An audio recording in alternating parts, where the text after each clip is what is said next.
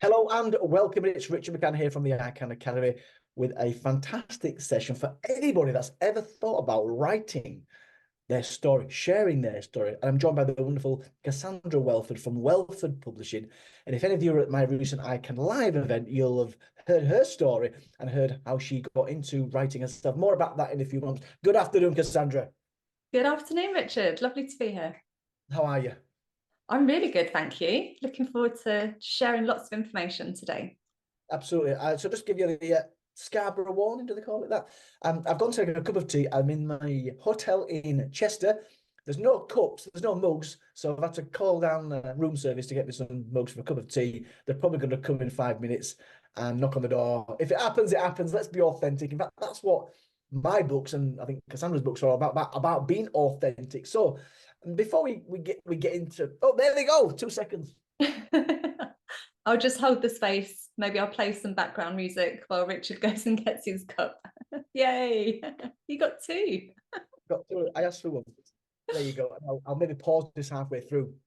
I'll probably take no more than half an hour. I'm just going to share how I got into writing my book, some of the challenges that I experienced, just in case you're thinking it's the same. And the same with Cassandra as well, who's written far more books than me, I might add. So, Cassandra, let's just, you don't know this was coming. I did this before we came on air. Let me see if my technology works. No, it doesn't. I'm holding my breath. I just thought I'd share this with you. Dun, dun, dun. There you go. There you go. Can you see what I can see? So that's the first book of yours that I read, and obviously very moving book. I think they're all very moving, your books, aren't they? They're all, as you might say, heart-led. So why don't you explain to the readers? I mean, you were never destined to be an author or a publisher. So how did your first book come about? So it's about 11 years ago. I was having what I now refer to as a crisis coaching meeting. So my life was at a crossroads and I didn't know what to do next. I was in a state of confusion, needed some clarity, and my friend recommended this coach.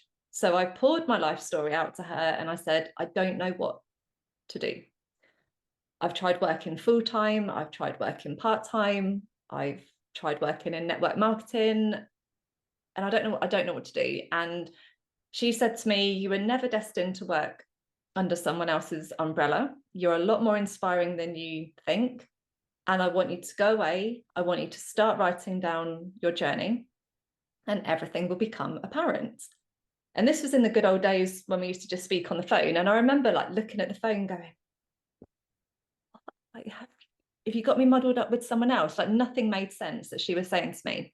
Why on earth would I want to write down this crazy, messed up life that I was living? Like, how was that going to help with anything? But I paid her good money. So I did my homework. So I went away, I started writing, and very long story short, 3 months later, I set up my business with nothing more than a £400 temporary overdraft, a Facebook page, and determination to make a difference to other people and to be a role model to my children. Now, the reason that this advice was even crazier that this lady had given me is that 6 months prior to this conversation, I had ended my marriage. I was a single parent to 2 children with 2 different dads. We had lost our house. We had no money. I'd never owned a business before, certainly had no idea as to what I would even have a business in. My last employed job was as a cleaner. When I turned up for my job interview as a cleaner, I didn't think I was good enough to be the cleaner because my self-esteem and confidence was so low. And prior to that, I'd been a mortgage advisor. So I can tell you the difference between fixed rates, variable rates, trackers, but running a business, writing a book, it was never, ever in the plan. But I carried on writing. And when I set my business up, I went to networking meetings and it came up again. People would say, oh, why did you start your business? I'd give them a very short overview and it became the same message that I was receiving. You should write a book. You should write a book. You should write a book. And What was the business you said? What was the business itself? Because that was not the publishing business, was it? No, it wasn't. It was making bespoke meditations for women to help them to overcome low self-esteem and low body confidence. Got it.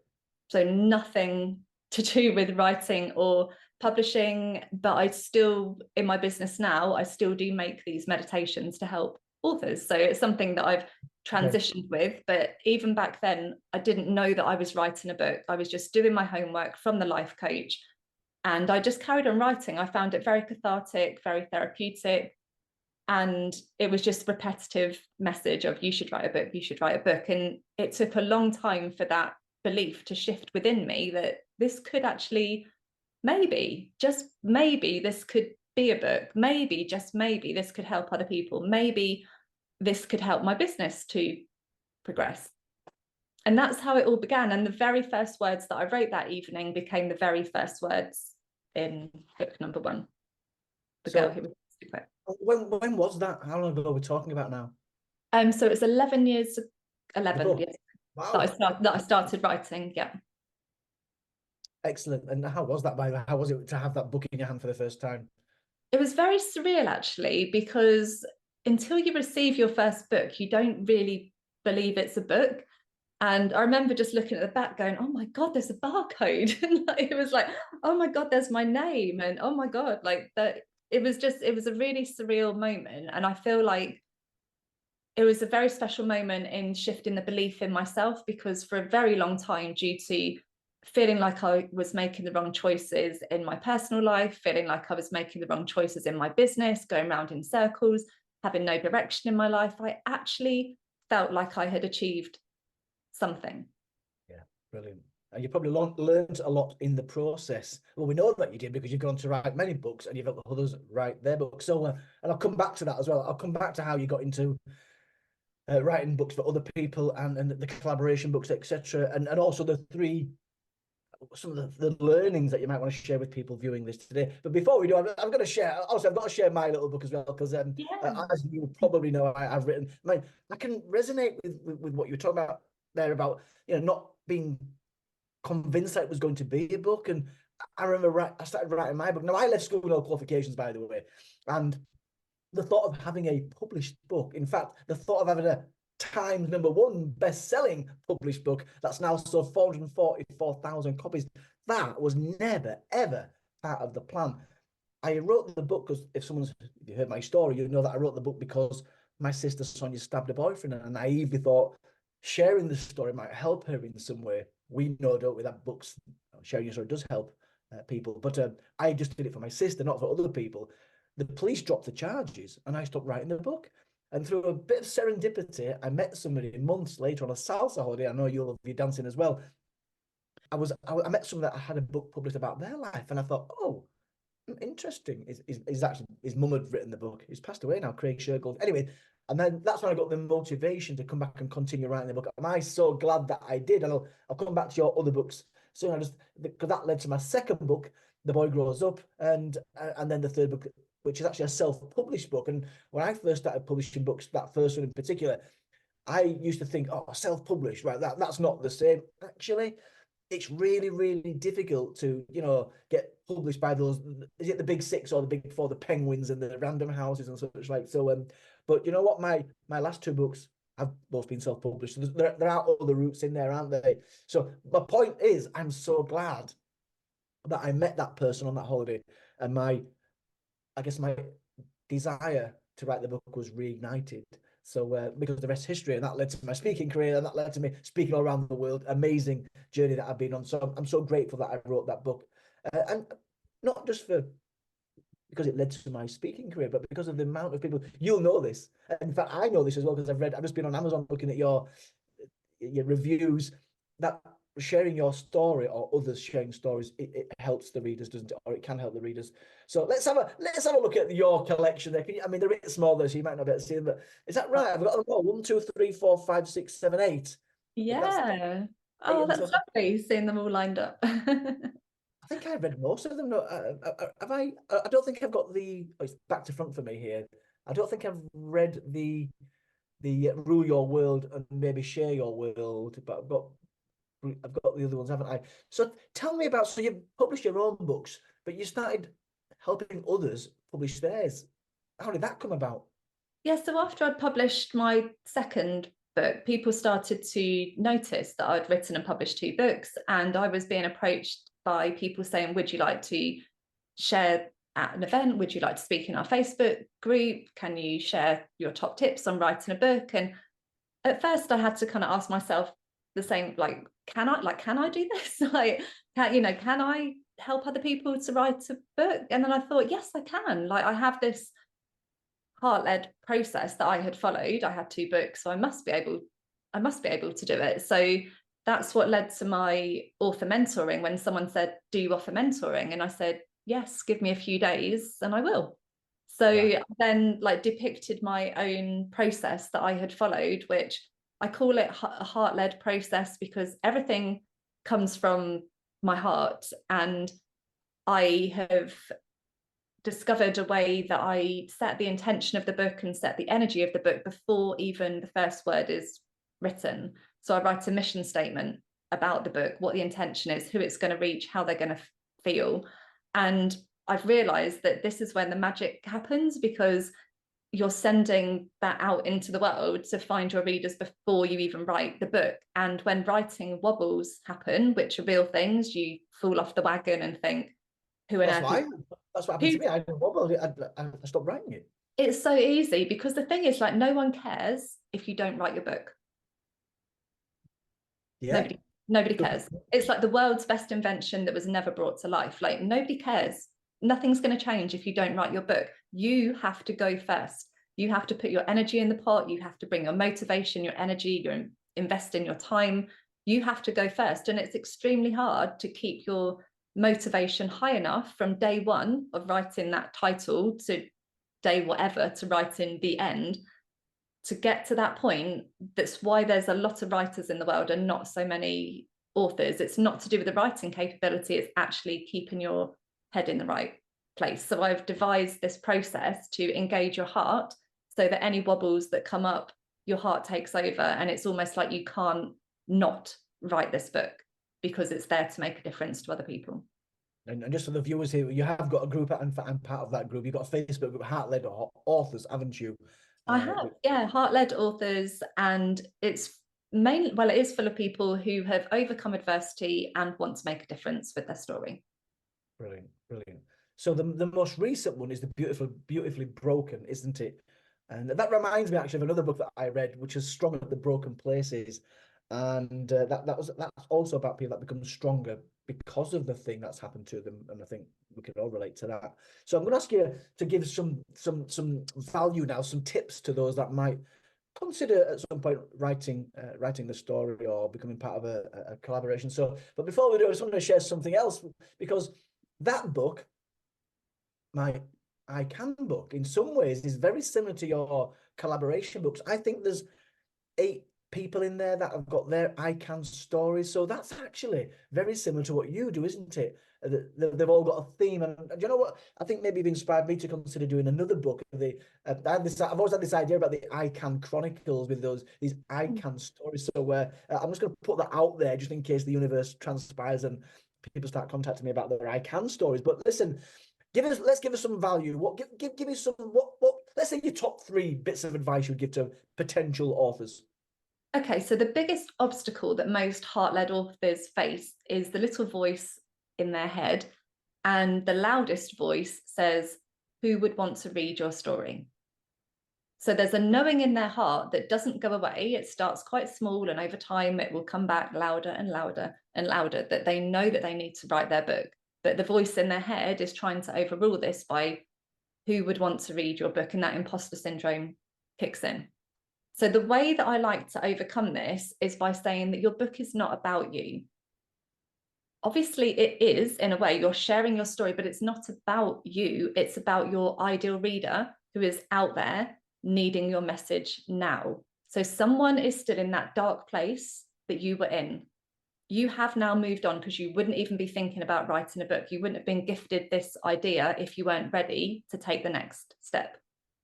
So you have been given this idea because you're ready, but it's not about you. It's about making a difference to other people. And your book, your words, your journey has the power to help them to move forward in their life.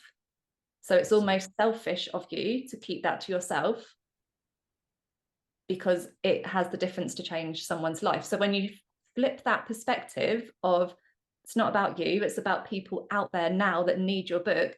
Have you ever read the most perfect book that lands in your life at a time when you are like, you're absorbing every single word, and it's like the author has been in your head, been in your house, and they know exactly what you're going through, and you're relishing all of that knowledge, and it helps you to make a change in your life. You have that same power, but only if you take that inspired action to make it happen. Make it happen, absolutely. You know what you reminded me of before we got on to number 2? You reminded me when I first started writing Just a Boy. My uncle, I'm not going to say who it was, but he's no longer with us. He said to me, I mentioned this book idea, and he went, what have you got to write about?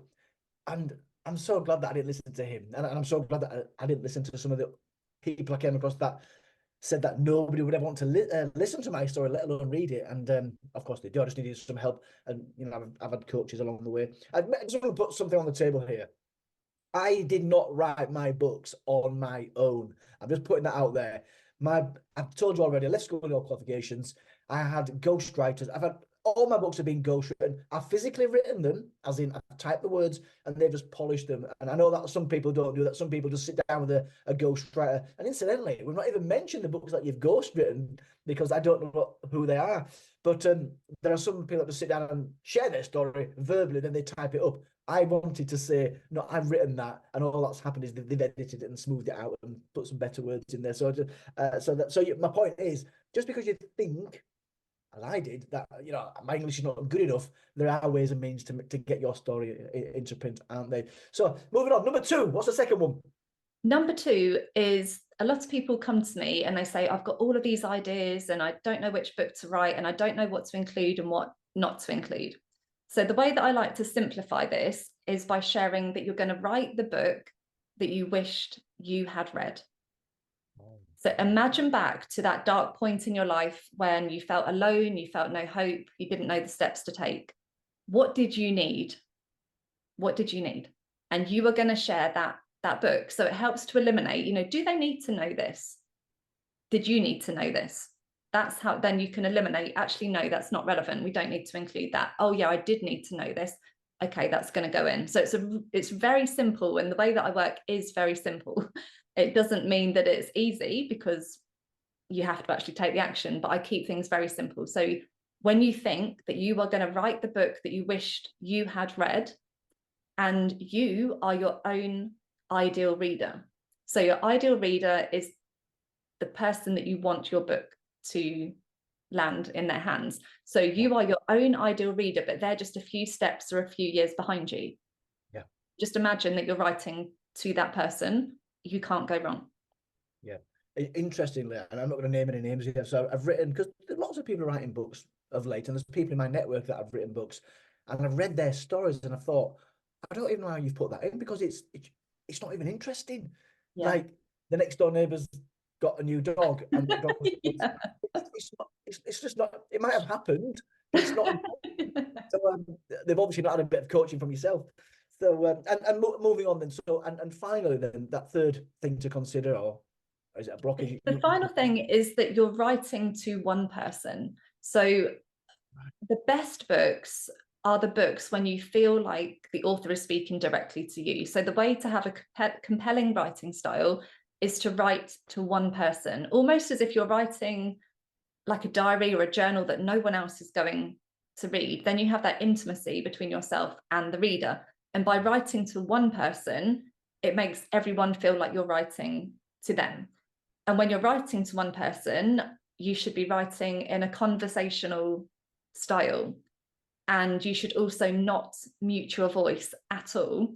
So if Richard was to say the word brew rather than tea, like he should write brew. He should not write, I got a cup of tea. He should write brew. Whereas if I was writing it, I would write tea.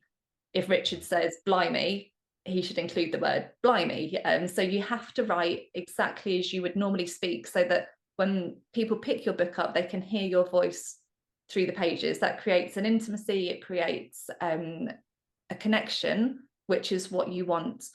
And you also, here's like a bonus tip, you also have to write very vulnerably. You have to almost write naked, not physically, like don't recommend that because you might get arrested depending on where you're writing. But you have to, the way that you write has to scare you a bit. You have to be vulnerable in sharing your feelings and sharing your emotions. And if you cry when you're writing, that's okay. You're also writing to help heal yourself. So it's okay. Like if emotions are evoked during the process, it's okay. And what I've found is that if I've cried when I'm writing, my readers cry at the same points in my book, which I find very interesting. What is interesting is when I wrote, well, two things. One, I cried at the end of my book. I didn't cry whilst writing it, but when I got to the very end, and I know exactly where it was when that happened, my old house over in Methley, and it was a Saturday, I just got to the end and I burst into tears because it was only at that point that I realised, and I know people have been through equally, and if not more things than me, but I just realised what that young kid that I was as a child had been through. When you put it all in one book, it's like, oh my gosh. So one, I can relate to that crying. But what I also found was when I was writing, it opened a little door down a corridor in my brain that I'd remember things that I didn't intend to remember. So there was, I don't know if they call that something, but what I do know what they call when you write things down, when you write down things you've been through, I know we've spoken about this before, it's called expressive writing. It is a resilience tool. It is cathartic, and it absolutely was for me, as well as for some people who've read the book. So, well, that's very helpful. So I've got a question for you. What are you reading at the moment? What am I reading? Not right now, but what are you reading the book at the moment? I am, and I'm smiling. It's called The Confessions of a 40-something F Up. Right, there you go. which is a fiction book about a woman whose life has not gone to plan. She's moved from America to England to start her life again, and it's just a very real, raw, and relatable book to anyone whose life has not gone quite to plan. And it's got these laugh out loud moments that are just so relatable that you don't normally say out loud, but it's also quite inspiring as well. It has got like inspiring messages within the book, but it is fiction. So I'm reading a book called The Expectation Effect. Now, when I read a book, I typically read a book once. I think that's the same for most people. But I've read this book. I'm on my third reading of it. I'm just it's about mindset. That's what I'll speak about. And my latest book, I Can, is about mindset. And it just blew me away, some of the research and yeah, so that's what I'm reading at the moment. So what have you got going on? How can people, well, I've already mentioned your Facebook group. What else is going on? Didn't you have some online course, or has that ended? What's going on, and how can people get hold of you? How can you help people? Yeah, so the Facebook group that they're welcome to come and join, as you mentioned, is Heart-Led Authors with Cassandra Welford. If anyone wants to connect on LinkedIn, Cassandra Welford on LinkedIn. And if anyone is getting that author itch, in the nicest possible way, then I am launching a new collaboration book, which is called The Grief That Doesn't Count. Oh. And this is something that I didn't intend on doing. If you had asked me 3 weeks ago, was I going to be publishing another book this year? The answer was no. But that title came to me very strongly, and I had that knowing that this book needed to be out in the world, and it's for people that have had an unrecognized or unseen loss that hasn't been recognized, but they still feel grief for. Obviously, who knows who's going to be watching this or listening. Give me an example of the type of grief that someone might have experienced that they're not sure they've had it. Give you an example. Okay, so the first time I had an understanding of this was when my mum had Alzheimer's, and I was grieving the loss of my mum on a daily basis, despite her still being alive. It was the first time she couldn't put her shoes on, the first time she couldn't make a cup of tea, the first time she couldn't open her front door. Bigger times like when she asked me what my name was, she forgot she had grandchildren, etc. So I was grieving, but there was no recognition of it, and I didn't have support for that grief. But as soon as my mum died, I had an influx of support messages.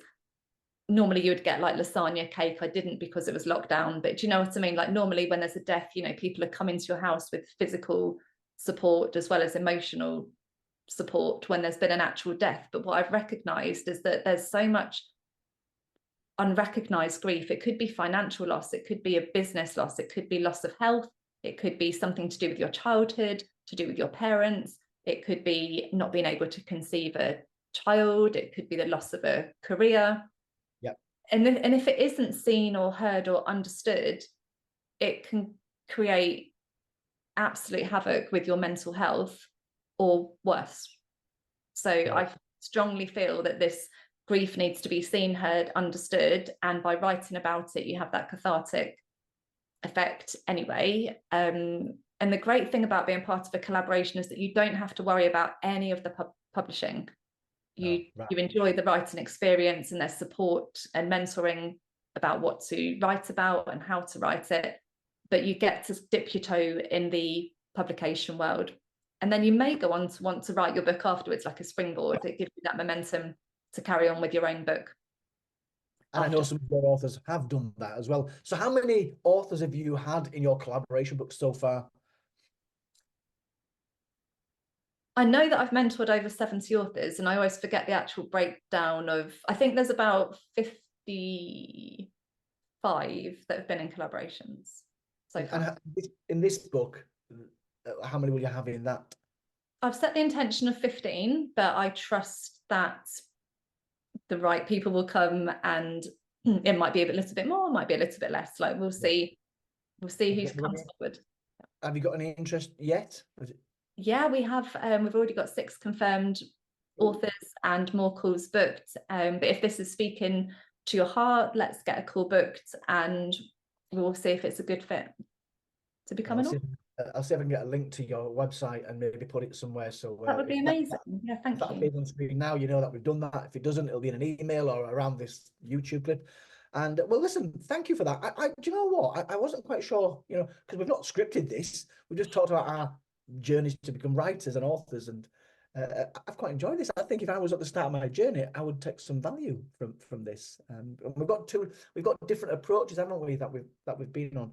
And I've been on both sides of the fence, be it the traditional route, the self-published route, and your obviously published house, and you're helping other people do collaborations. I love this. So well, listen, thank you. I look forward to reading your book. What's your intention when it might be released? It's going to be published on National Health Awareness Day, which is the 10th of October this year. Oh, that's not far away. 10th of October. What is that, about 7 months, 8 months, 9 months? Oh, it's like having a baby. So I look forward to the birth of your latest Let's just keep it to the book for now. Listen, I'll say take care. I'll see you online, and I hope you've enjoyed our little impromptu session. And reach out to Cassandra. Maybe she can help you be included in the book, the collaboration, or maybe a book itself. All the best, and thanks for tuning in. Thank you.